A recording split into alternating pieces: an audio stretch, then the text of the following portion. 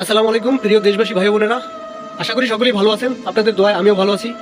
আজকে আমি প্রতিদিনের মতো একটি মন্ত্র আপনাদের মাঝে নিয়ে আসলাম। হয়তো থাম্বনেল দেখে বুঝতে পারছেন, বান কাটা পানি পড়া একটি মন্ত্র। যে কোনো বান আপনারা কেটে ফেলতে পারবেন, নিজের চিকিৎসা নিজে করতে পারবেন। কোনো তান্ত্রিক কবিরাজের কাছে যাওয়া লাগবে না, টাকা পয়সা নষ্ট করতে হবে না। ঠিক আছে, টাকা পয়সা নষ্ট করতে হবে না, প্রতারিত হইতে হবে না।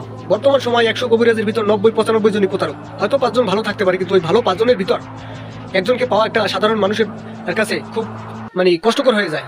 যদি পাইলেও কিন্তু তাকে প্রতারক মনে হয়, কারণ সে বিগত দিনে প্রতারিত হয়ে আসছে একটা সাধারণ মানুষ, তাই না?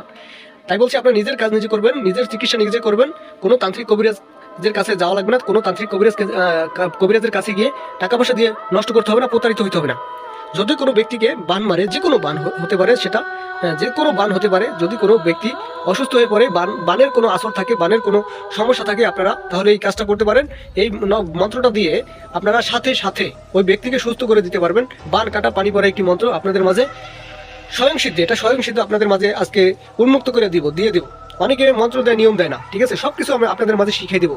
আর আমার এই নকশা বা মন্ত্র কেউ ভুল প্রমাণ করতে পারবেন না, ঠিক আছে? ভুল প্রমাণ করতে পারবেন না। আর আমার এগুলো দিয়ে কাজ হয়। যদি কেউ বলে যে কাজ হয় না, তাকে আমি পুরস্কৃত করবো, ঠিক আছে? আমার স্ক্রিনে দেওয়া নাম্বার আছে, যোগাযোগ করবেন আপনারা। কাজ না হলে আমি দায়ী থাকবো। আর একটা 4-5 মিনিট ভিডিওর ভিতর সব কথা ভাই বলা সম্ভব না, ঠিক আছে? তাই আপনারা যে কোনো কাজ করার আগে স্ক্রিনে দেওয়া নাম্বারে ইমোতে বা হোয়াটসঅ্যাপে বা সরাসরি কল দিয়ে যোগাযোগ করে নেবেন।